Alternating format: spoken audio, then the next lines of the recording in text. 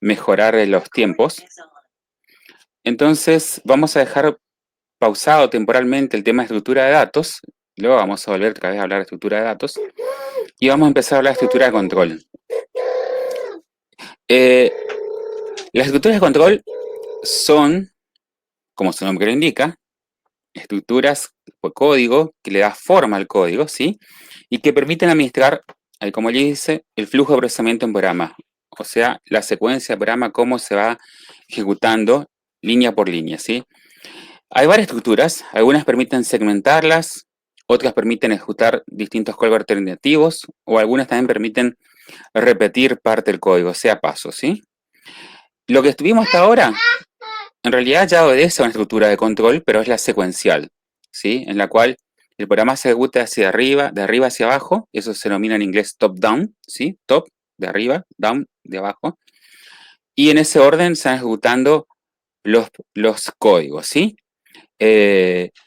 Con la estructura de control nosotros vamos a hacer que ese orden estricto de top-down pueda haberse desviado hacia otros módulos, puede haberse, se puede evitar alguna parte del código, se puede decidir ejecutar uno u otro, o se puede iterar para repetir varias veces una misma parte, ¿sí?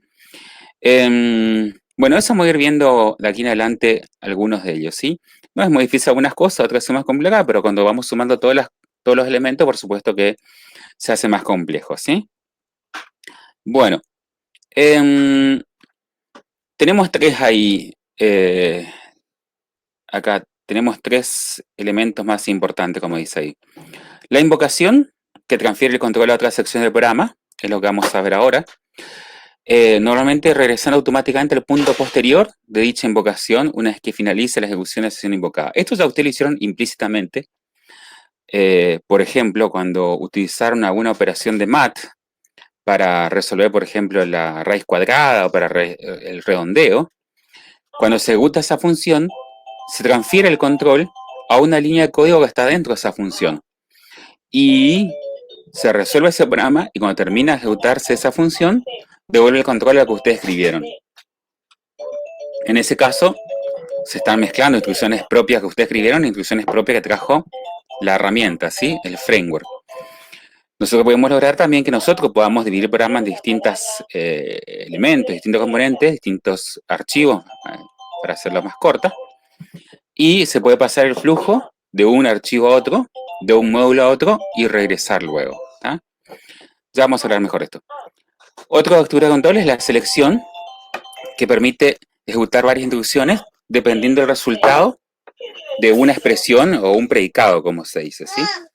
No sé si me siguen escuchando bien, porque tuve un mosquito acá que está con todo. Bueno, la selección entonces va a decir un camino u otro. Y por último, tenemos la repetición, que es la ejecución reiterada de instrucciones. Un segundo.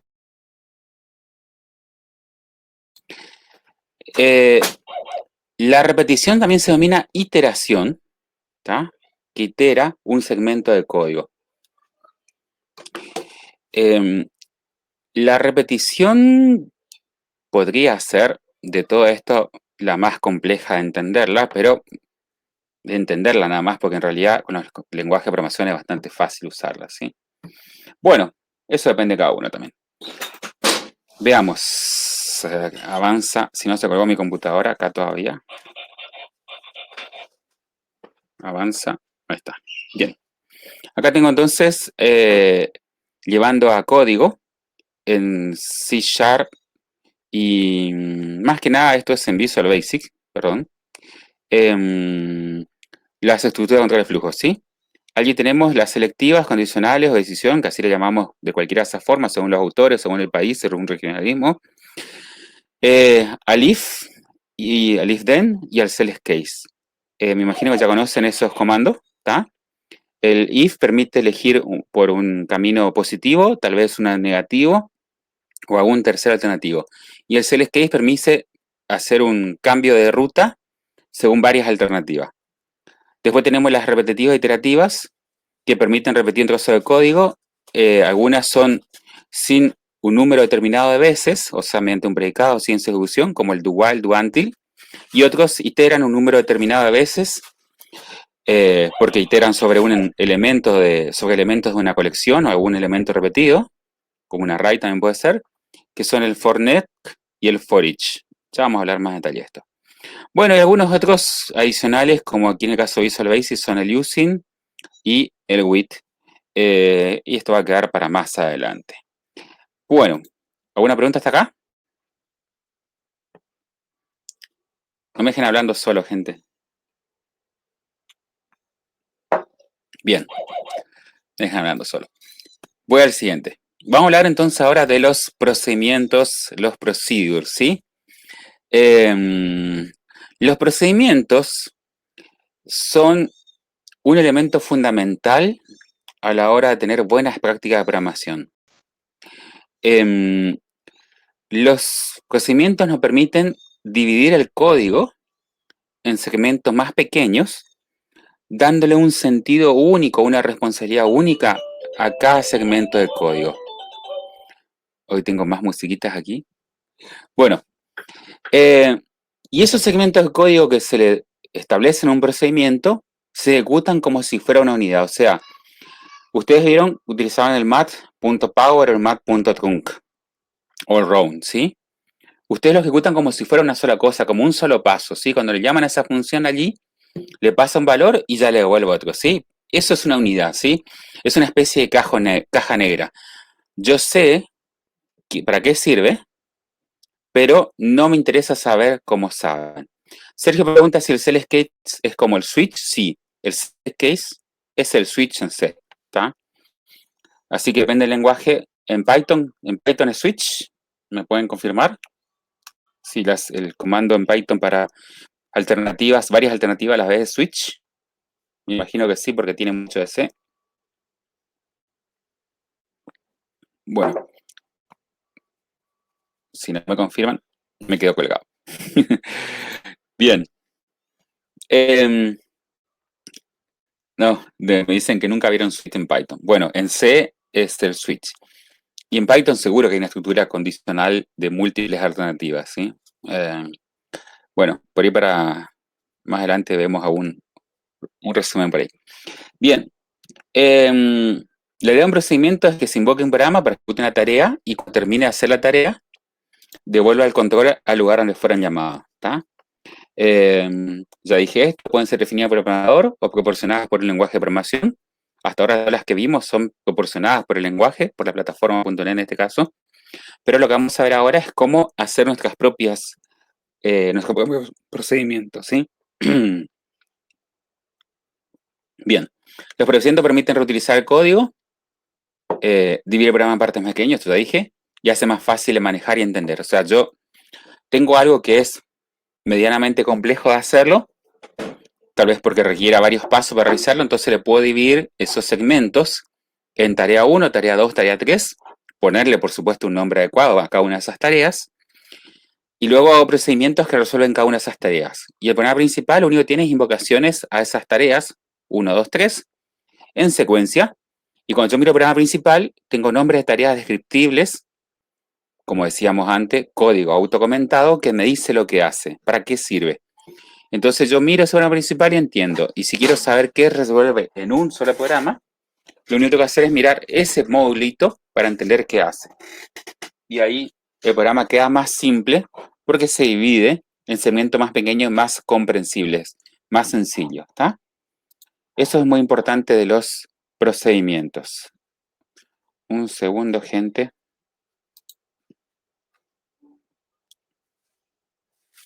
Creo que se me colgó la compu. No sé si me están escuchando. ¿Sí?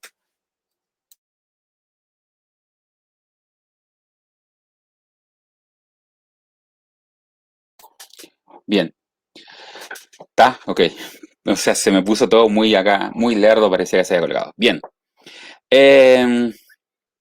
Dale doble clic ahí en mi pantallita. Igual estoy grabando esto, así que van siguiendo. Pueden seguir Ah, no sé si está el PowerPoint en el aula. Ahí está. Bien. Bien, Matías. Genial. Bien. Entonces, acá tenemos un ejemplo. El main es un programa principal, es el, como nosotros vimos en Visual Basic 6, un main, que es el programa principal que se ejecuta de forma automática cuando se da el F5. El main puede llamar a un procedure, a un procedimiento cualquiera, ese procedimiento se ejecuta y luego cuando termina, devuelve el control al main. Así el main puede hacer múltiples llamadas a distintos procedures y cada vez que un procedure termina, va a devolver al control al mismo, ¿sí? Bien, Matías, pregunta ¿qué diferencia entre presenta una función? Hay un procedimiento, vamos a decir una... A ver, tenemos varios nombres. Tenemos nombres genéricos y tenemos nombres técnicos, por así decirlo, ¿sí? Cuando decimos procedimiento, utilizamos un nombre que, como dice acá, va a tener un nombre genérico en el cual no se está especificando específicamente qué tipo de procedimiento va a ser, ¿sí? Esto depende del lenguaje, cómo se llame, ¿ok? Vamos a aclarar también ahí, ¿sí? En Visual Basic tenemos nombres específicos para declarar un procedimiento, una rutina y una función. Y procedimiento sería un nombre general. Cuando digo procedimiento en Visual Basic, no estoy especificando si es una subrutina o una función. Entonces, un procedimiento es un nombre amplio, es algo que se invoca, que va a ser una tarea y que puedo utilizar en cualquier momento.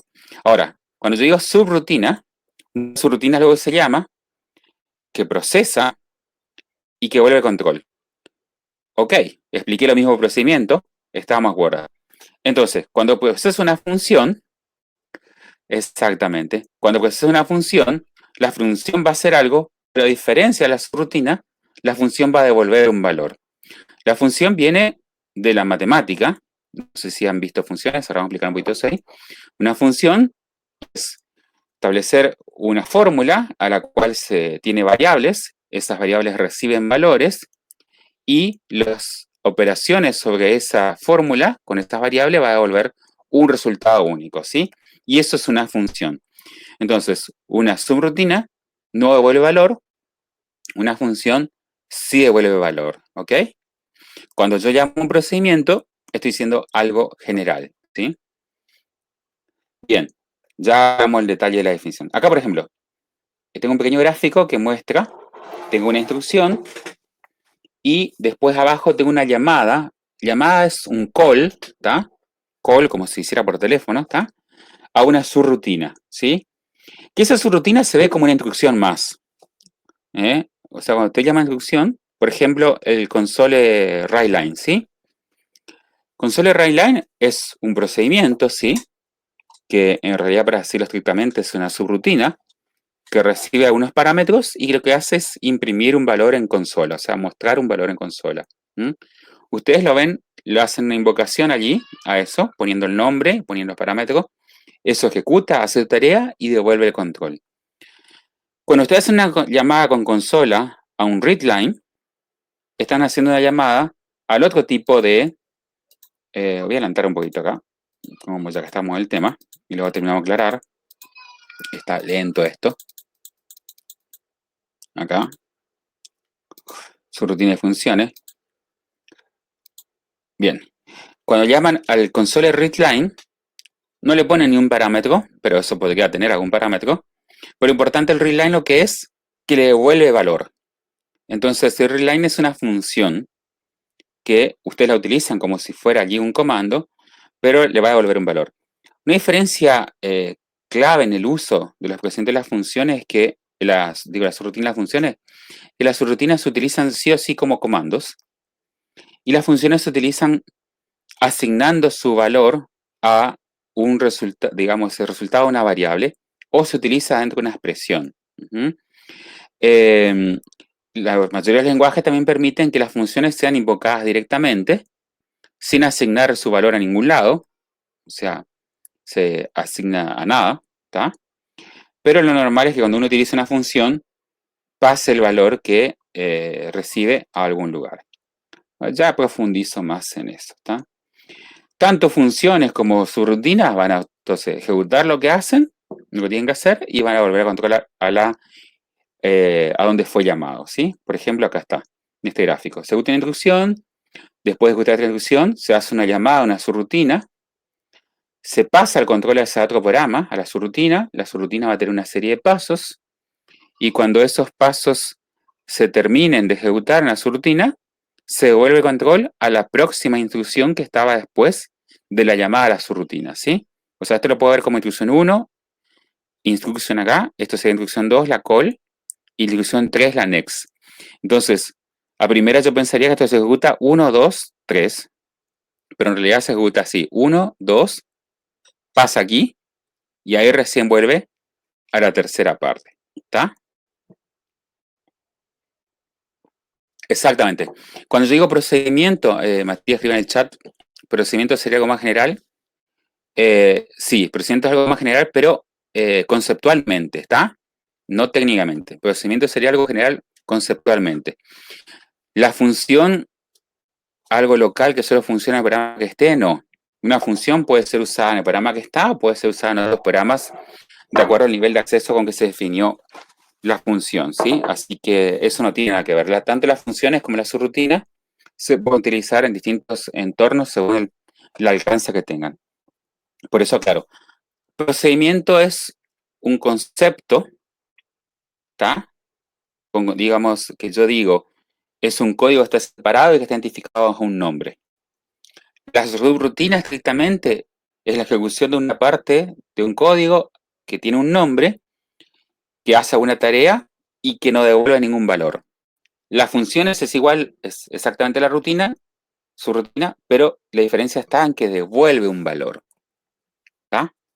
Entonces, la subrutina no devuelve valor, la función sí devuelve valor. Y procedimiento, tanto una función como su rutina son procedimientos. ¿Tá? También le decimos a los procedimientos, esto para aportar la confusión general, le decimos métodos. En programación orientada a objeto, a los procedimientos le decimos métodos. Así que, bueno, prepárense que vienen más términos para lo mismo. Bien. Si tienen preguntas, van tirando en el chat o levanten el micrófono y vamos viendo. Bien, en este pequeño gráfico quiero reflejar una evolución que pueden tener la invocación a los llamados. Creo que ya les mostré a ustedes esto con otra pregunta que hubo ya en clase, si no me falla la memoria, hace algunas semanas. Esto le llamamos la pila llamada, call stock, lo habíamos mostrado ahí en el Visual Studio, abajo esa ventanita que tenía, cuando se iban ejecutando varios programas. Bueno, la pila llamada se produce cuando uno llama a una subrutina o una función. Sergio me pregunta si los métodos de clases son subrutinas y funciones como definición. Los métodos de clases no, porque los métodos de clase se refieren a métodos compartidos, en los cuales la clase no tiene que ser instanciada, no tiene nada que ver con que sean subrutinas funciones. Y Leo me pregunta si hay una forma distinta de llamar una función. No. No, función es función. Hasta donde yo sé, función es function y termina la historia. Bien, en este gráfico quería reflejar esta cuestión que habíamos hablado otra vez. El procedimiento principal, el main, puede invocar a un programa, a un procedimiento. ¿Tá? Este procedimiento puede ser su rutina función, no importa. Invocar un procedimiento, cuando termine el procedimiento 1, ese procedimiento 1 va a volver el control al procedimiento principal. Este procedimiento principal puede invocar a un procedimiento 2, y este procedimiento 2, antes de finalizar, puede invocar otro procedimiento como el 2.1. Entonces, la referencia del programa, el control del programa, viene aquí el procedimiento 2.1. Este se ejecuta completamente y cuando acaba, va a volver a controlar el procedimiento anterior, o sea, vuelven a pila llamadas al procedimiento 2. Este procedimiento 2 invoca otra vez otro procedimiento, en este caso el 2.2, porque el control del programa pasa a este procedimiento 2.2. Cuando el procedimiento 2.2 termina, devuelve el control al procedimiento llamó, o sea, el procedimiento 2.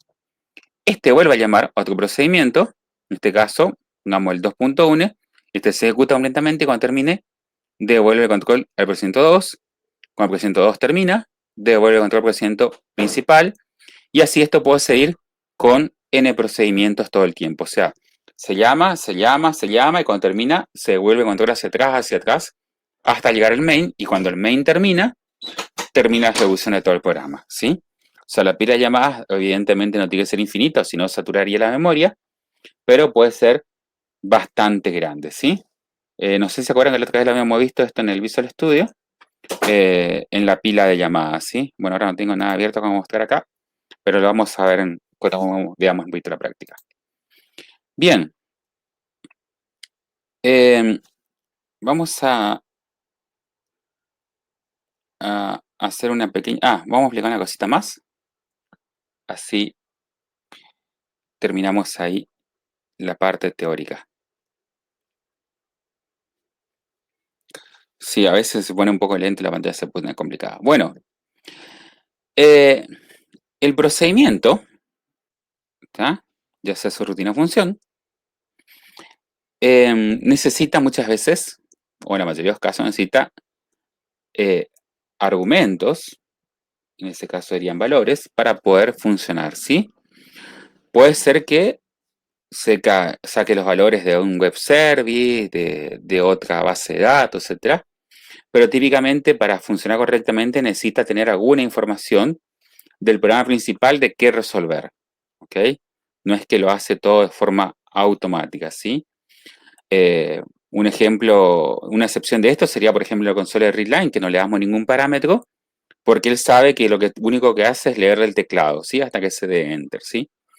Pero, por ejemplo, al writeLine le tenemos que pasar valores para que pueda mostrar algo, ¿sí? Bueno, estos son los que se definen como parámetros de procedimiento, ¿sí? Los parámetros de procedimiento son una lista variable que se define en el encabezado del procedimiento y que va a indicar qué valores tiene que recibir. Los parámetros son opcionales, o sea, uno puede declarar un procedimiento sin ningún parámetro, ¿sí? Como les decía recién, eso sería más raro. Y uno puede colocar una lista de parámetros allí que van a variar en cantidad, depende del lenguaje de programación, ¿sí? Si la memoria no me falla, tanto en Visual Basic como en C#, la cantidad de parámetros que podemos pasarles son de 1024. Pero estoy haciendo una memoria así medio volada, así que puede ser que me equivoque. En todo caso, tenemos que checar igual son un montón, ¿sí? Son más de lo que normalmente uno puede escribir. Bien. Los valores que se pasan al procedimiento, ya muestro un ejemplo, se pasan desde el main, y en el main se llaman argumentos, ¿está? O sea, cuando yo paso los valores desde el programa principal, en el programa principal esos se llaman argumentos, y los que cuando se reciben esos valores en el procedimiento, esos se llaman parámetros, ¿está? Los parámetros entonces son variables que automáticamente van a recibir valor que se le pasó al programa, ¿sí? Bien, las variables se separan con coma, ¿ya? ¿Está? Esa lista se separan con coma y tienen que declararse con un tipo de datos. Vamos a hacer ya que me cansé de hablar tanto, vamos a hacer un pequeño programa. A ver si encuentro acá mi repositorio. Ya cambié de máquina otra vez, así que estoy complicado para encontrar el repositorio de otro día.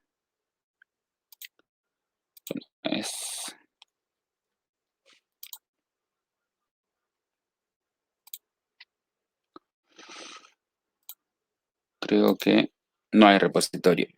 A ver esto. Sí, acá hay uno. Bien. Vamos a seleccionar aquí. Bueno, entonces vamos a llamarle procedimientos. Creo que Visual Basic, pues sí, Visual Basic. Ya. A este proyecto y el solution va a ser procedimientos. Si no metí nada a la pata, puedo acá darle un siguiente. A ver qué hacemos. Bien. Vamos en net 5.0 y a ver qué sale. Bueno, usar procedimientos parece O sea, es muy simple, así, procedimientos, cuando voy a invocar un programa, otro módulo, bla, bla, bla, y pasar datos y ejecutar, ta, ta. Pero los procedimientos tienen varios vericuetos para manejarlos correctamente, ¿sí?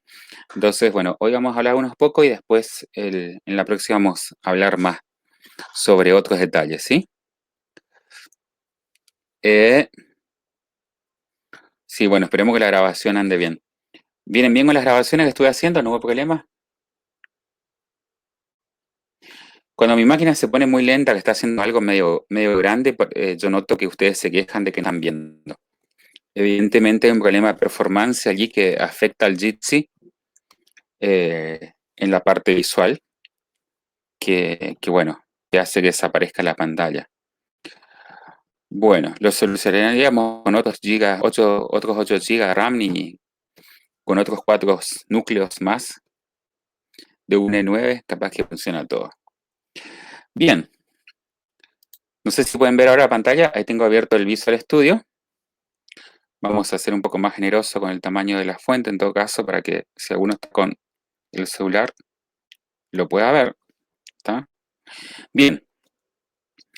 De hecho, desde que empezamos a programar, estamos utilizando procedimientos. ¿Sí? Fíjense que aquí en Visual Basic, cuando se declara el main se declara bajo una palabra sub. ¿Sí? La palabra sub es una palabra que define una subrutina. Una subrutina es un procedimiento que no devuelve valor alguno. Entonces, con este comando sub declara su rutina, después viene el nombre de la subrutina, que aquí es main, que lo genera automáticamente, y después, entre paréntesis, se declara los parámetros que recibe este argumento. Den doble clic en mi nombre si no ven, ¿sí? Estoy haciendo bien lento esto para que puedan capturarlo. Entonces, allí va saliendo. Bien. Supongan ustedes que quieren hacer una simple rutina para sumar dos valores, ¿sí? Bien. Cuando ustedes crean una subrutina o una función, siempre tienen que hacerlo en Visual Basic, dentro de este grupo de comandos, o sea, dentro del módulo, ¿está? No pueden declarar fuera del módulo, ¿está? Ahí no le va a funcionar, siempre tiene que estar dentro. Bueno, voy a empezar a escribir sub. Voy a llamar una función bien sencilla, vamos a decirle sumar, ¿está? ¿Ok? Entonces, vamos a recibir valor 1 as entero y vamos a recibir valor 2 as integer. Bien. Cuando yo le doy enter acá al final, él automáticamente me va a autocompletar el código, ¿sí? Entonces se van los errores y autocompleta con el end sub, ¿sí? No necesitan escribirlo, simplemente darle enter, después cerrar el paréntesis. Entonces, ¿qué hago acá? Con sub declaro la subrutina, sumar es el nombre que tiene, y aquí le estoy colocando los parámetros que va a recibir. Al fin y al cabo, los valores que va a recibir. Esto es declarar las variables que se van a usar aquí dentro, ¿sí? Valor, yo quise escribir acá valor 1, no sé por qué quedó ahí, está, valor 1 y valor 2. Fíjense que ahora están atenuados, ¿está? Están atenuados, ¿por qué? Porque no se están usando todavía, ¿no es cierto? Simplemente por eso. Bien. ¿Qué vamos a hacer aquí? Vamos a hacer algo bien simple, simplemente para que se entienda la idea. De hecho, conceptualmente esta subrutina que vamos a hacer todavía no está bien aplicada, pero es simplemente para que empiecen a entender. ¿Qué vamos a hacer aquí adentro? Bueno, vamos a operar los valores para que sume, digamos, de forma automática. ¿Está?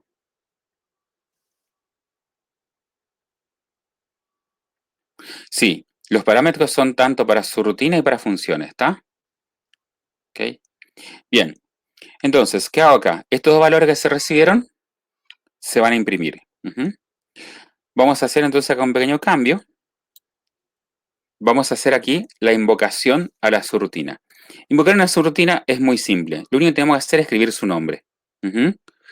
Y acá, perdón.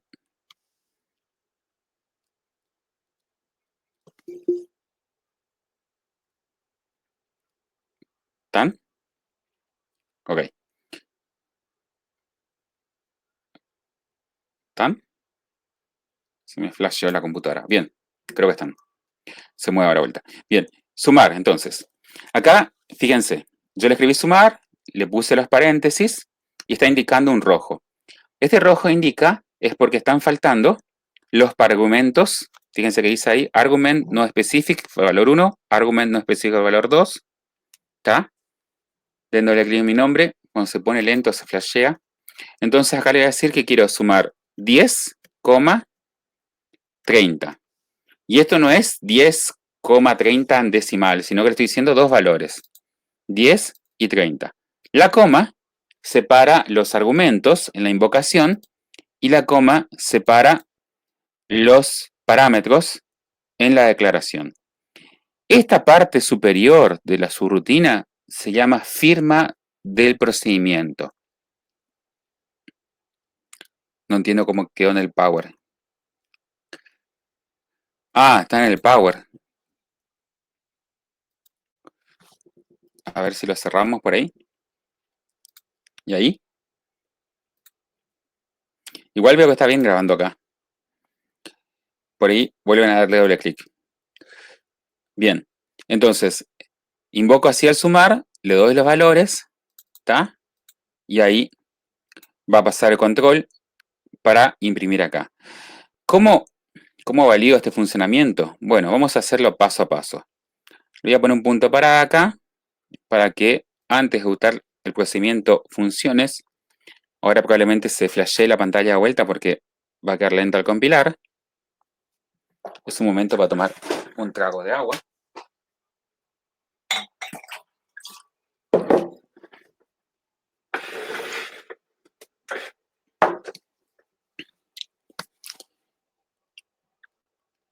Que no se cuelgue. Bueno, fue más rápido que esperaba.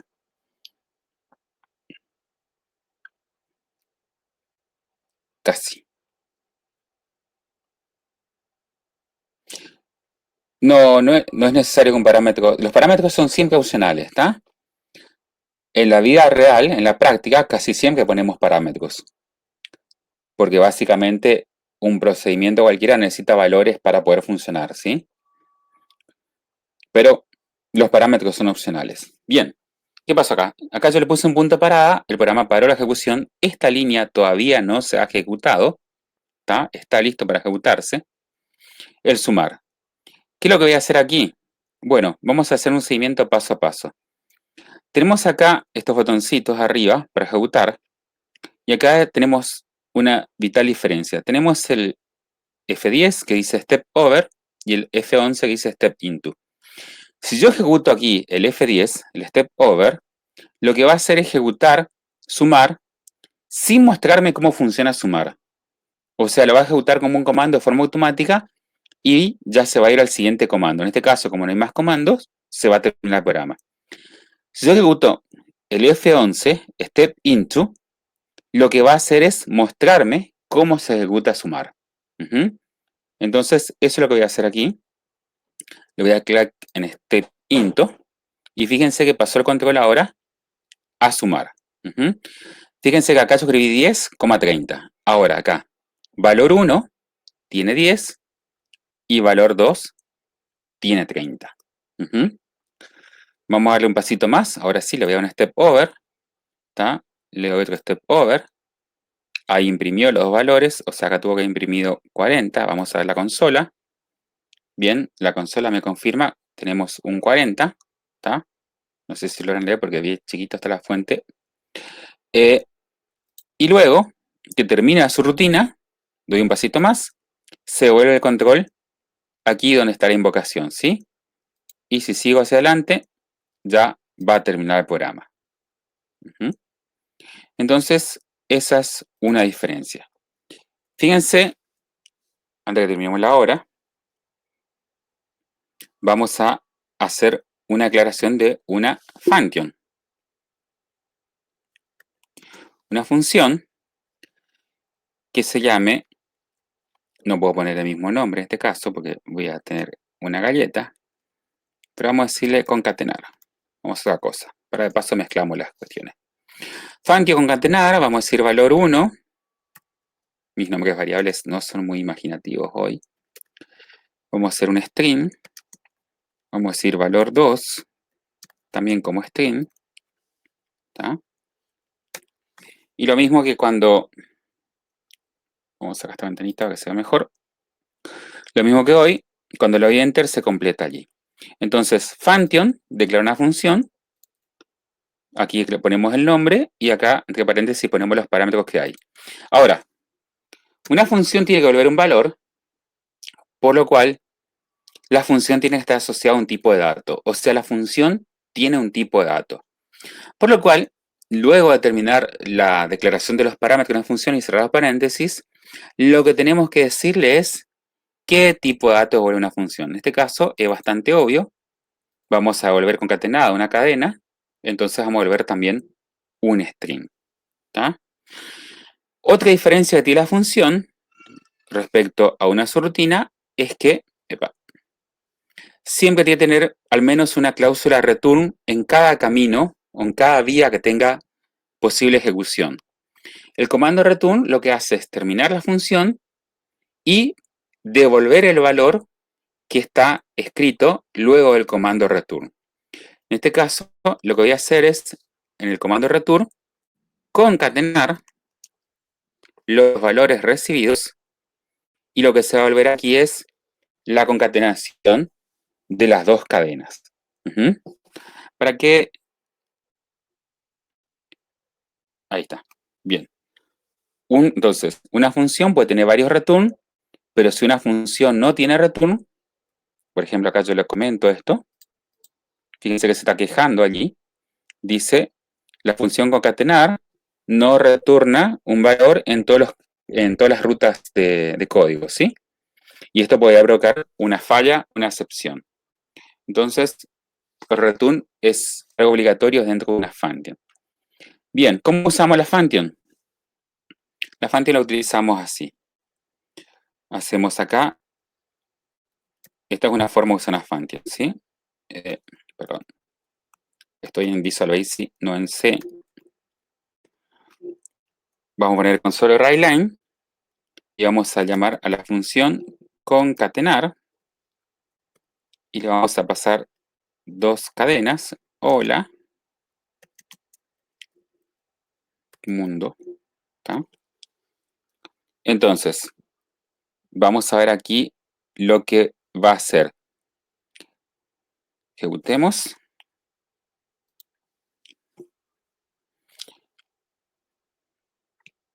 Presten atención que esto va a ser literalmente diferente a la idea del funcionamiento del procesamiento. Bueno, fíjense acá para un sumar. Ahora voy a hacer un step over para que no entre en sumar. Se pasa directamente al console writeLine. Y ahora sí voy a hacer un step into. Fíjense que acá tienen un comando y dentro del comando tienen una función. O sea, en realidad tienen acá, esto sería como una subrutina y esto es una función. writeLine que envuelve a concatenar. Cuando colocamos así, para hacerla corta, un comando entre otro, se ejecuta primero lo que está adentro, lo que está envuelto, ¿ok? Entonces, en este caso, primero se ejecutará el concatenar, se va a resolver ese problema, cuando concatenar de un resultado, ahí se va a ejecutar el writeLine. Lo hacemos con un step into. Fíjense que pasó a la función concatenar. Si miramos la consola, solamente tenemos el 40 producido por el sumar. ¿Tá? Acá recibimos en valor 1, hola, espacio. En valor 2 recibimos mundo. Damos un pasito. Aquí se va a concatenar valor 1. Va a quedar la expresión así. Hola, mundo. Damos otro pasito. Va a salir la función porque hay un return. Y vuelve a la línea anterior, ¿sí? Voy a hacer de vuelta un step into. Y como console writeLine es un procedimiento embebido dentro de .NET, no puedo entrar a ver su código interno, ¿sí? Entonces, cuando hago un step into dentro de un writeLine, no me va a mostrar lo que hace dentro de Line, sino que directamente va a funcionar igual que un step over. Ahora, si me voy a la consola, veo aquí el hola mundo. Entonces, allí tengo la diferencia de eso. Fíjense que ambos pueden hacer tareas similares, pero aquí estamos viendo que el uso es diferente. O sea, a este sumar hizo algo, pero su resultado yo no lo puedo reaprovechar.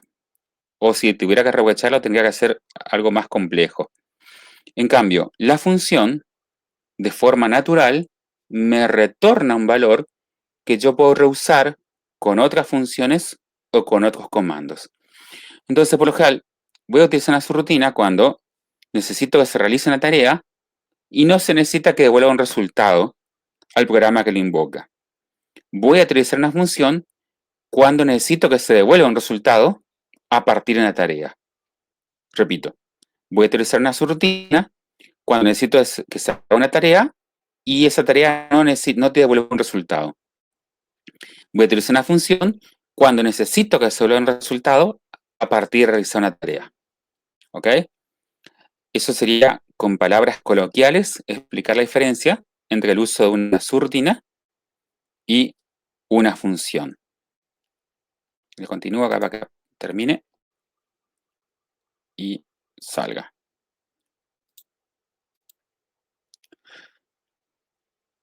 Sí, me cuentan si una función puede tener múltiples return. Sí, puede tener múltiples return, pero solamente un return se va a ejecutar. Ok, para que haya más de un return, tengo que tener una estructura de decisión simple, como un if, o con if else, o con switch, para tener varios returns, ¿sí? Pero solamente un return se va a ejecutar. El primer return que se alcanza es el return que termina la función. ¿Tá? Por eso puede haber varios return, pero solamente uno va a ser ejecutable en una llamada a la función. ¿Tá? Bien, por supuesto vamos a complejizarlos esto, porque aquí es bastante simple lo que vimos. Para ir practicando algunas cositas bien fácil con esto, yo le voy a abrir en el aula, ahora le voy a dejar en el aula virtual, hay unos 2 o 3 ejercicios, porque ahora me acuerdo, eso no están todavía disponibles. Estoy abriendo acá para nada eso. Entonces le voy a habilitar allí. Acá, esto tienen que ir trabajando, gente, ¿sí? Sigan trabajando mientras tanto con estos ejercicios que están aquí. Es muy importante la práctica, gente. La práctica es todo, ¿tá? La práctica es todo. Pero yo le voy a agregar acá un nuevo repositorio. Un repositorio que va a ser para serie 2, ¿tá? Que se va a llamar algo así como estructuras de control. Y ahí voy a agregar 2 o 3 muy simples ejercicios para que empiecen a practicar esto. Y bueno, hay mucho para cortar, mucha tela para cortar todavía con el tema de su rutina. De hecho, acá vimos solo en Visual Basic, pero en la próxima, bueno, vamos a tratar de ver esto en C# y demás. Bueno, gente, otra vez mil disculpas por la demora hoy, se complicó todo.